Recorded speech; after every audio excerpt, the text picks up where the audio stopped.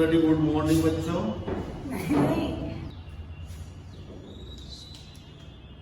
ठीक, आज का सब्जेक्ट अपन ले लेते हैं मैथमेटिक्स। मैथमेटिक्स में अपन लेते हैं ट्रिग्नोमेट्री।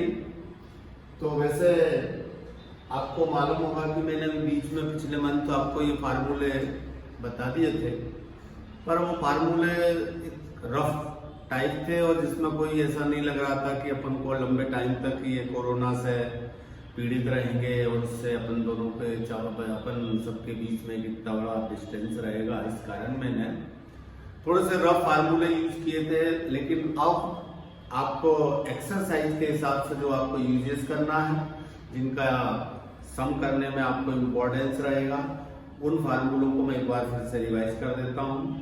तो अपना एक्सरसाइज रहेगी 10th क्लास के लिए 8.1।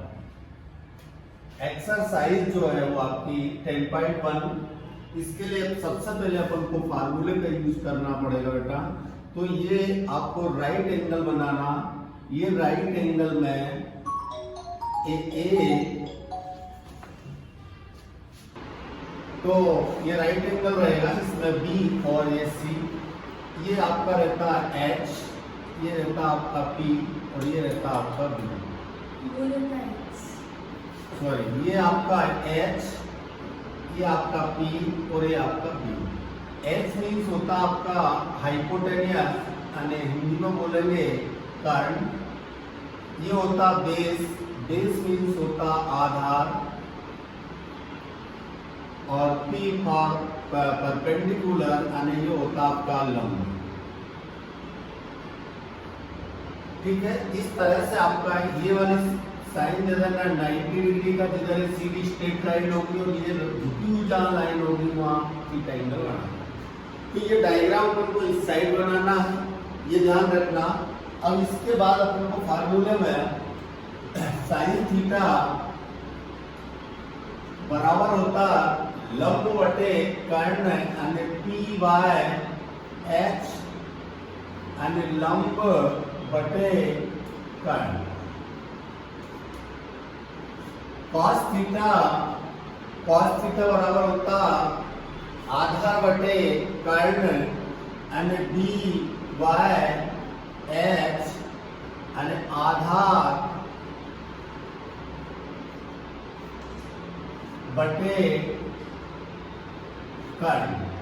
tan थीटा बराबर होता लंब बटे आधार, यानी पी बाय बी, यानी लंब बटे आधा। तो बेटा ये 3 है। अब इन 3 के अपोजिट कर लेते। साइड का अपोजिट होगा कॉसेस थीटा, इसका उल्टा कर दो तो ये हो जाएगा एच बाय पी। कास का उल्टा होता सेक,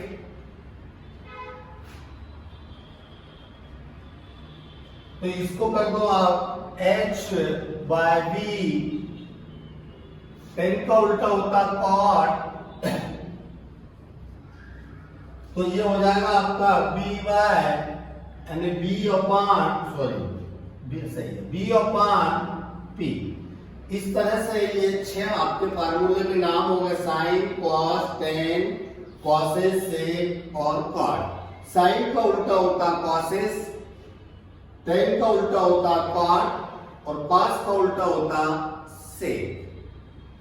ये सब चीजें अपन को पहले समझ में आना चाहिए, तभी अपन आगे के सम को सोल्व कर सकेंगे। तो इसको आप किसी भी तरीके से कॉन्सेप्ट क्लियर करके रखना, ये आपके दिमाग में बन जाएंगे, तो ये सारे सम अपन एक्सरसाइज के कर सकते हैं। ठीक है, समझ में आ गया? एक बार फिर से आप समझ लो। पहले तो सबसे पहले आपको राइट एंगल बनाना है। अब यहाँ एक प्रॉब्लम आपको आएगी जो कंफ्यूज करते हैं। सपोज करो मैंने ये दे दिया कि साइन 3 अपान साइन ए बराबर 3 अपान 4।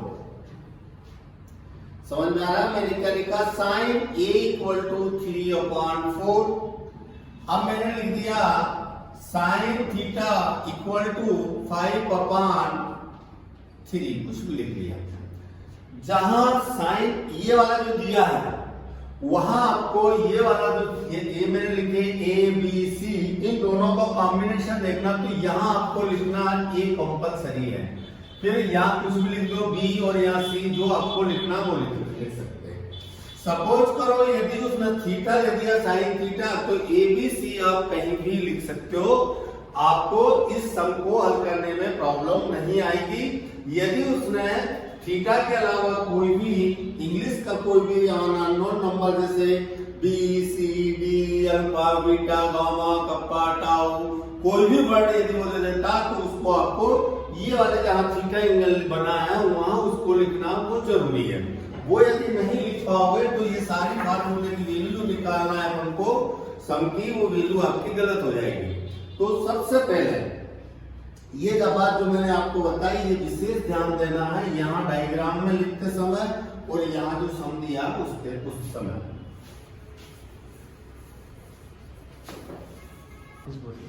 सेकेंड स्टेप पे फार्मूला देखना, sin square theta plus cos square theta equal to 1 minus sin square theta equal to cos square theta. इसके बाद में जाता अपना 1 plus tan square theta equal to sec square theta. फिर अपन लिख सकते 1 प्लस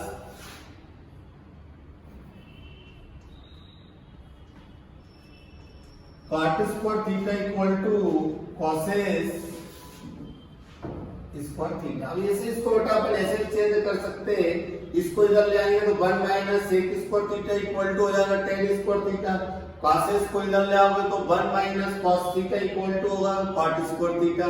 तो ये चार फार्मूले जो मैंने लिखे इनसे अपन आगे के फार्मूले भी तैयार कर सकते हैं। जैसे अपने सम सॉल्व करते समय जो कंडीशन बनेगी उसके अकॉर्डिंग अपन इनको चेंज कर सकते हैं। यदि सेक थीटा को यहाँ ले आओगे तो ये माइनस का हो जाएगा, तो फिर ये उधर जाकर माइनस का हो जाएगा। तो इसको क्या लिखोगे, इसको अपन कैसे कर सकते हैं, यहां से 1 plus tan square theta equal to sec square theta. अब 1 plus cot square theta equal to क्या हो गया cos स्क्वायर थीटा। तो अब यहाँ जाएगा 1 माइनस, जैसे अपन को लिखना हो तो अब इसको यहाँ लिख लेंगे अपन cos स्क्वायर थीटा। देखो ऐसा cos square theta minus 1 equal to cot square theta. यानी इस पूरे को लाना पड़ेगा आपको, जैसे यहां मैं करके बता रहा हूं sec square theta equal to क्या हो गया 1 प्लस tan स्क्वायर थीटा। तो sec स्क्वायर थीटा यहां माइनस, ये इधर आके माइनस का 1 हो जाएगा, तो ये हो जाएगा आपका tan स्क्वायर थीटा। ऐसा ध्यान रखना भाई। ये cos को इधर ले आओ, 1 प्लस cot स्क्वायर को उधर पूरा ले जाओ, तो 1 को जब इधर ले आओ तो ये माइनस का हो गया, तो ये तो ऑलरेडी उधर जाकर पूरा का पूरा प्लस का था ही। तो इस तरह से अपन इनको आगे बना सकते हैं।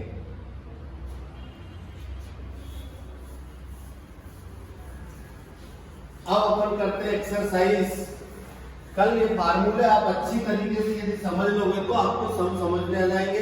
फार्मूले नहीं आएंगे तो फिर आपको कॉपी में उतारने के काम रहेगा। क्वेश्चन नंबर फर्स्ट के लिया हो, इन ए ट्रायंगल एबीसी,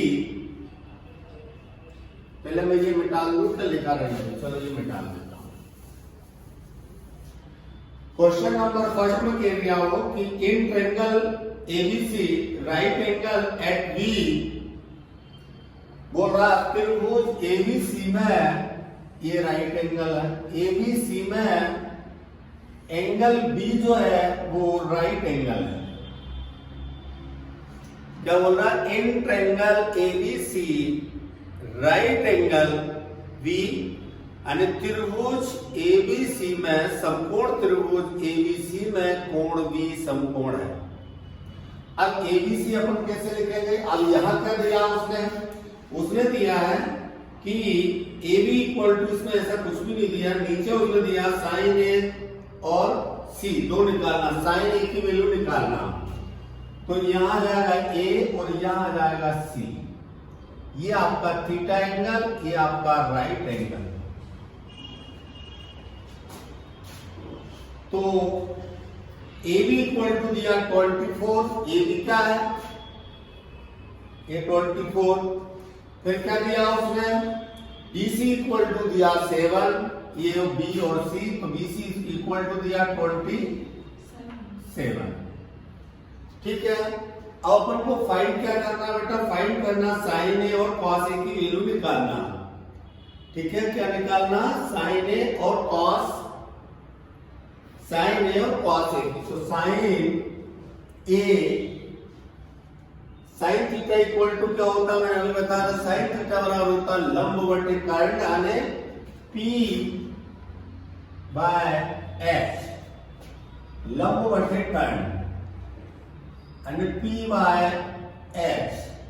तो लंब बटे P कितना हो गया 27।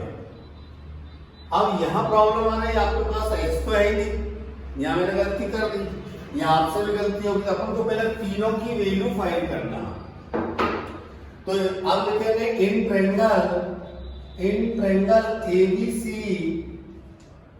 बाय पाइथागोरस थ्योरम, यानी पाइथागोरस प्रमेय से। पाइथागोरस प्रमेय मालूम है अपन को कि हाइपोटेनियस का स्क्वायर यानी कर्ण, इधर लिखो क्या, पाइथागोरस प्रमेय होती कर्ण का वर्ग यानी h का स्क्वायर इक्वल टू p का स्क्वायर प्लस b का स्क्वायर। पाइथागोरस थ्योरम भी अपन को छठी क्लास से अपन पढ़ते आ रहा है कि पाइथागोरस थ्योरम होती है हाइपोटेनियस का स्क्वायर फॉर कर्ण का स्क्वायर इक्वल टू लंब का स्क्वायर यानी परपेंडिकुलर का स्क्वायर, फिर आ जाएगा आपका आधार यानी बेस का स्क्वायर, या h square equal to p square plus p square. तो पाइथागोरस थ्योरम से अपन को ये हाइपोटेनियस की पहले वैल्यू निकालना पड़ेगी। तो क्या लिखोगे बेटा, AC का स्क्वायर इक्वल टू AB का स्क्वायर, किसी का भी लिख लो, चाहे BC का भी लिख सकते हो, AB का भी लिख सकते हो, AB का स्क्वायर प्लस BC का स्क्वायर। AC जो है अपने पास है ही नहीं है, AB जो है वो 27 है, BC जो है वो 24 है। अब 27 का AB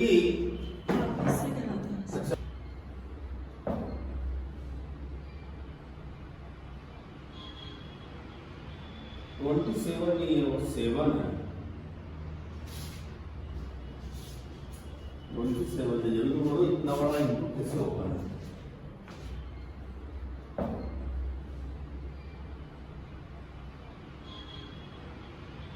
27 नहीं है, वो 7 है, 27 है। जरूर बोलो इतना बड़ा इनपुट कैसे होगा। ठीक है, यहां बेटा एक प्रॉब्लम और गलती हो गई है, सॉरी, ये जो 27 है 24 है, तो यहाँ 27 की जगह आपकी बुक में आया 7 ही है, मैंने गलती से 27 लिख दिया था, तो इसको 27 की जगह आपको 7 मानना। 27 भी होगा जब भी इसी मेथड से करना, 28 होगा जब भी, कोई सा नंबर हो सकता। तो अभी अपन को लिखना है AC का स्क्वायर इक्वल टू AB यानी 24 का स्क्वायर प्लस 7 का स्क्वायर। तो AC का स्क्वायर इक्वल टू 24 का स्क्वायर कितना होगा, 24 का स्क्वायर होगा 576 और 7 का होगा 49, इन दोनों को ऐड कर दो। AC का स्क्वायर इक्वल टू, तो 9 और 6 होगा 15, 9 और 6 15 की 5, 11 और 12 की 2 यानी 625। तो इसका स्क्वायर ले लेते हैं, रूट ले लो, तो इसका आ गया 25। तो ये आ गया आपका 25। ये एग्जाम में मत लिखना, ये एग्जाम में मत लिखना HBP, क्योंकि जब आपको आने लगता है तो लिखने की जरूरत नहीं रहती है, तो आपको अभी फिलहाल समझने के लिए लिखा होगा। अब अपन को इसकी वैल्यू निकालना, किस की वैल्यू निकालना, साइन ए, ये साइन ए। तो साइन ए, साइन थीटा बराबर होता है लंब बटे कर्ण यानी P बाय H। अब देखो ये आपका परपेंडिकुलर है P, कितना है तो परपेंडिकुलर ऑलरेडी दे रखा था 7, हाइपोटेन्यूज अपन ने निकाल ली बेटा कितनी 25। अगला क्या बोल रहा हूं cos, ये cos A यानी कॉम आसान कर आधार बटे कर्ण यानी b by h, b upon h यानी b कितना आ रहा आपका 24, h कितना आ रहा 25। ये आपका क्वेश्चन 1 का आंसर हो गया। क्वेश्चन 1 ये आपका सॉल्व हो गया। समझ में आ गया क्या क्या विशेषता रखो ध्यान रखना आपको। एक तो राइट एंगल बनाना है, तीनों की वैल्यू फाइंड होगी, जब भी अपन अदर नंबर्स की वैल्यू फाइंड कर सकते हैं। जहां आपके पास नहीं है यदि दो वैल्यू तो वो देगा ही, तो तीसरी वैल्यू निकालने के लिए आपको पाइथागोरस थ्योरम लगाना पड़ेगी। ठीक है। Question number 2